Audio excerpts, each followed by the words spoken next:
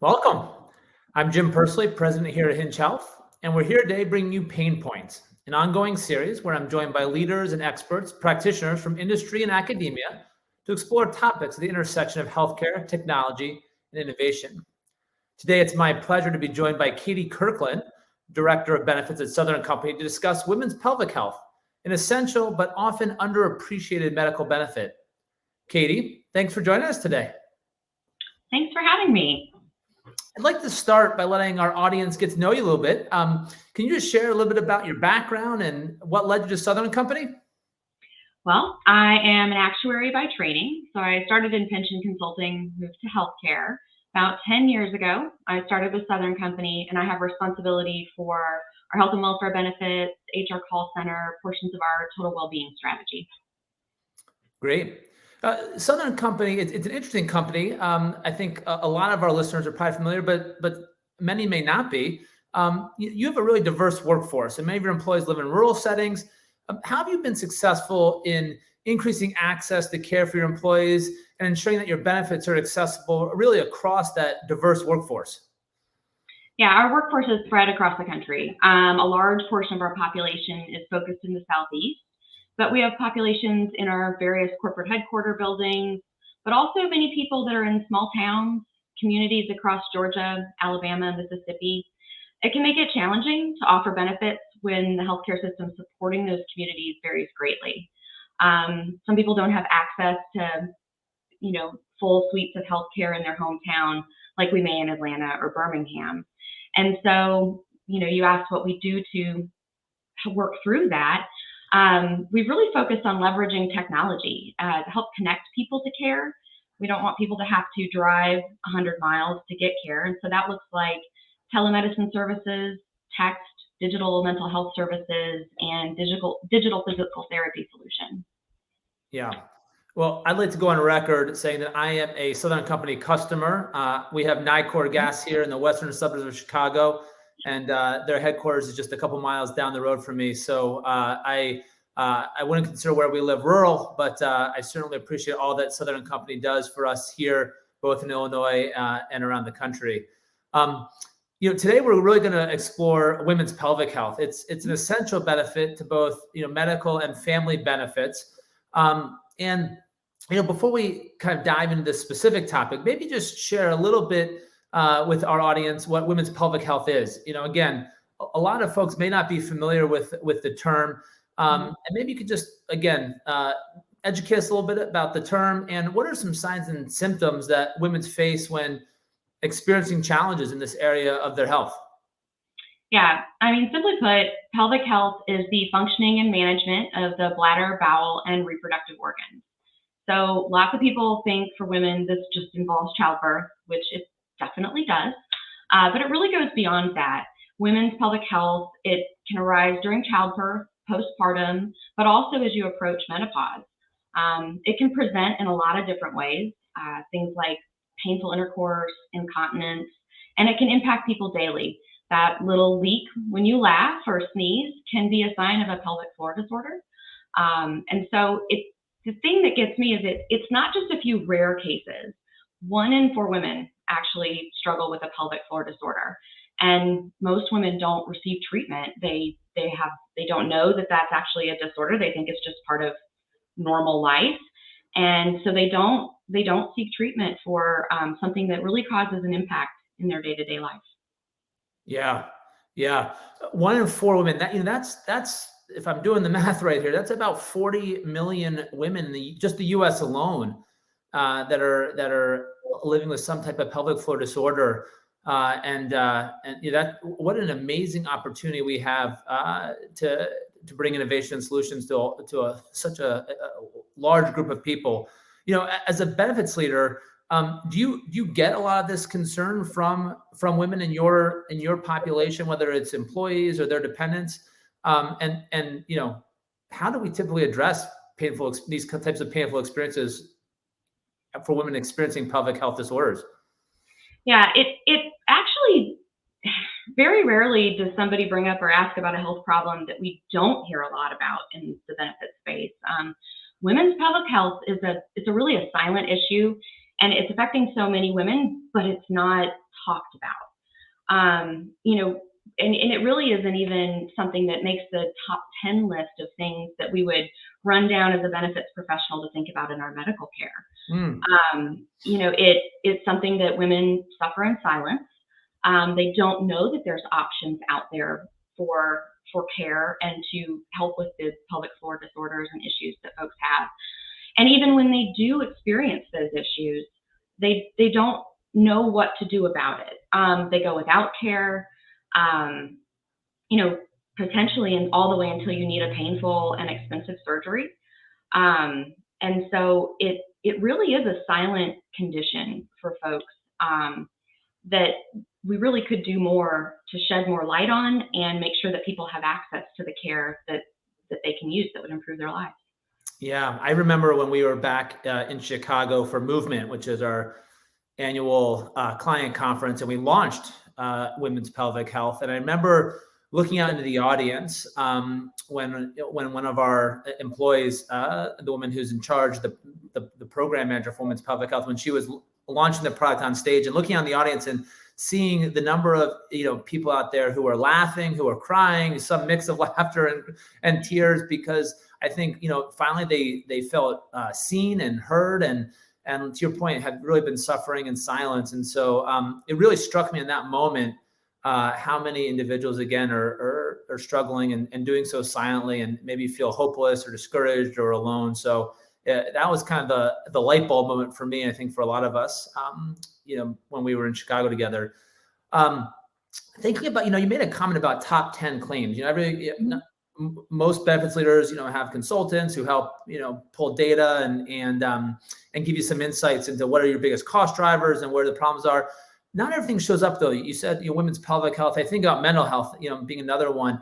How do you think about prioritizing investment in areas that maybe don't show up as obviously in the claims data? Maybe something like mental behavioral health, women's pelvic health. I'm sure there's others.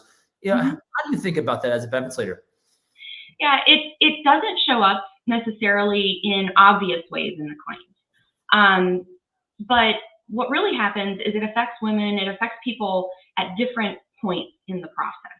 So it may mean a woman struggling with a pelvic floor disorder may mean that she's slower to return to work after having children. So I know that's a conversation we have across HR, how to get women back into the workforce after starting a family. It can take a toll on women's confidence. If you're suffering from one of these disorders, you may not have the confidence to stand up in front of a room full of people, want to take on a leadership role. You may exit your career earlier. And so when you look around the room at your leadership groups and wonder why there's not women there, it could be that some of these things are impacting their decisions to stay in the workforce. Along with that, it's one of those kind of silent conditions that people suffer for a long time. I think the average that it takes for someone to see treatment for one of these conditions can be up to 6 years.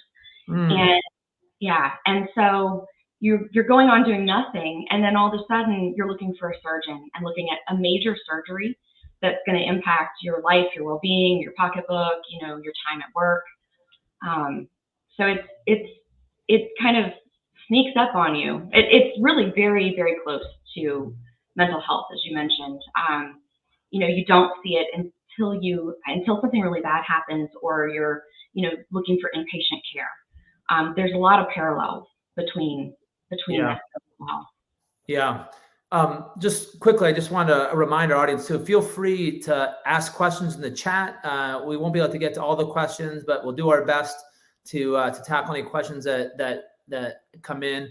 So just want to flag that for our listeners. But as a husband, as a father of two incredible girls, it's disheartening to hear that these issues so often go unnoticed. But I'm also encouraged that you're taking steps in the direction of educating benefits leaders, providers, that solutions do exist out there. Maybe can you point out some of the solutions and thinking that you've been addressing at Southern Company for women's pelvic health? Yeah, we started really 2 years ago, starting to look at caregiving benefits, making sure that, before that even, making sure that our benefits really embrace the entire workforce that we support. And it's been kind of a continuous journey of looking at caregiving benefits, fertility and family building benefits. And honestly, this wasn't on the radar because it doesn't pop up in the claims. And, we are really excited to be partnering with Hinge for a solution that actually helps address this benefit. We started talking about it early on, and I started researching more and more, knowing that around me, people I talk to, my friends, my coworkers, I've had conversations around this with people. And it didn't even connect. It didn't click that that's something that we could be doing more about. So I'm excited about this. One of the solutions that we're working through, we're launching in January with Hinge, is a digital physical therapy program.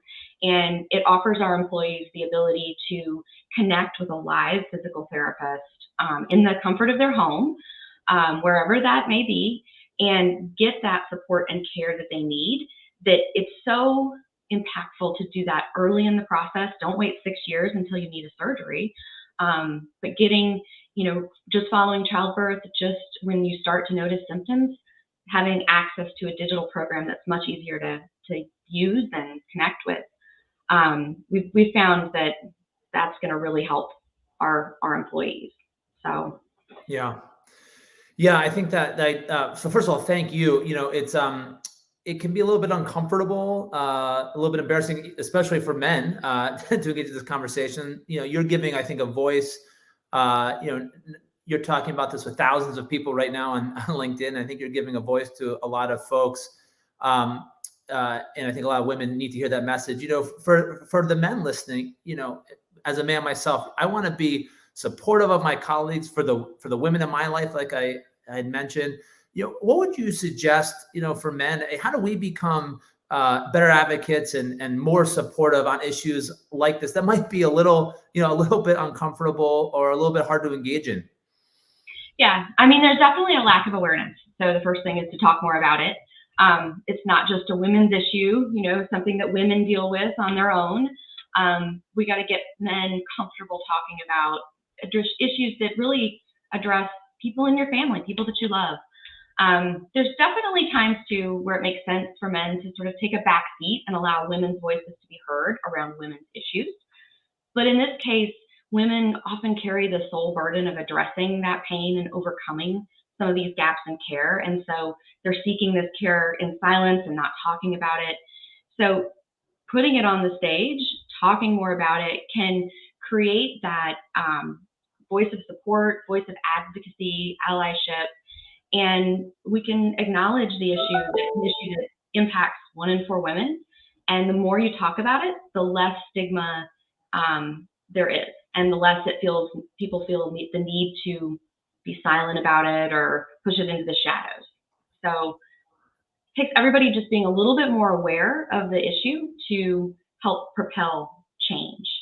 Yeah. As you've started to socialize this in your community, in the Southern Company community, and maybe in the benefits community at large, have people come out and shared their stories? And have you been maybe not surprised, but have you been confronted with personal stories and people who finally feel seen and heard for the first time in this area?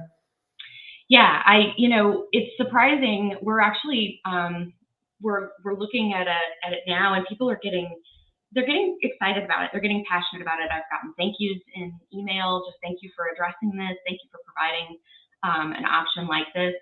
And I think it just takes, a little pebble over the mountain, right? And starting to talk about something, and people come out of the woodwork and start to take advantage of a benefit like this. So we're excited for our full launch in January. I know that it's going to get really good adoption, and that we're going to be able to help people just improve their well-being. Yeah. Well, thank you for trusting us to partner with you and come alongside your members. As we kind of make the turn here towards the end of our time together, One of the things I always enjoy about spending time with you is challenging us to think about the future, what is possible, not just what exists today, but what could exist. So as you look to the future in the specific area of women's pelvic health, what what change do you see? What innovation do you see on the horizon? What should we be thinking about as innovators and inventors and clinicians as we think about the future of women's pelvic health? Yeah, I think there's kind of two things that really stand out to me. One is technology moves at such a rapid pace right now. And it's that technology that really helps connect people with clinicians. So you're utilizing a technology to have a human connection. So being able to work with an actual live physical therapist online from the comfort of your home expands access for folks. It means that you don't have to travel 150 miles to get care. It means that you can do it in your home, and you can do it when it's convenient for you. And so it makes it easier for people to get that care. It removes the barriers and removes the stigma. So technology really is going to open a lot of doors in healthcare. The other thing is really connecting people with solutions like this when it makes the most sense. So making sure that we can get to people when they're ready for something like this. We can use, we can advertise to the people who are most likely to take advantage of it and need a service like this. And so really data and technology are the kind of the future path for improving healthcare in my mind. Yeah. How do we elegantly apply technology to enhance humanity and like you said, reduce friction? I think that's such a key point, not just in women's pelvic health, but in digital health more broadly. Is how do we use technology to reduce those friction points, whether it's access, affordability. There's just a variety of places where we make it too hard for people to get high quality, affordable care, and I think women's pelvic health is one of those areas. So as we kind of wind down our time, 20 minutes always goes so fast. It's I think you brought a couple of things to mind for me. One is the size of the problem. Think about 1 in 4 women. Over 40 million women in just in the U.S. alone, not to mention around the globe, who are struggling with some type of pelvic health disorder. So it's a huge problem. It's often a silent problem, a lot like mental and behavioral health, a real struggle, but doesn't always show up in the claims data. I had not heard that 6-year stat before. I think about I'm not feeling well for a couple of days, and I'm out there seeking some type of care or some type of intervention to suffer in silence for 6 years. What a tremendous opportunity to give the gift of health to somebody maybe who's been suffering like that. So big problem, kind of a silent problem, doesn't show up. And then just this idea around, just being comfortable enough to engage in the conversation. You don't have to have all the answers. Sometimes it's just making a forum where people can raise it and engage in it. But I really appreciate, Katie, you being a vocal champion for this, both in Southern Company and again, really, more broadly. That's how I think change and progress is made. And so thank you. I really appreciate it. And thank you for joining us. Ladies and gentlemen, Katie Kirkland, Director of Benefits and Wellbeing at Southern Company. And to all of you who have joined around the globe, thank you, either live or you'll get to enjoy this later. But I hope you've enjoyed this episode of Pain Points. Again, it's an ongoing series where I have the pleasure of being joined by fantastic leaders across industries, from retail to travel, manufacturing, energy, and beyond, to explore this intersection of healthcare and technology and innovation. Please follow Hinge Health on LinkedIn and Twitter for updates on our next episode and our next exciting guest. And until then, I'm your host, Jim Pursley, and we'll see you next time on Pain Points.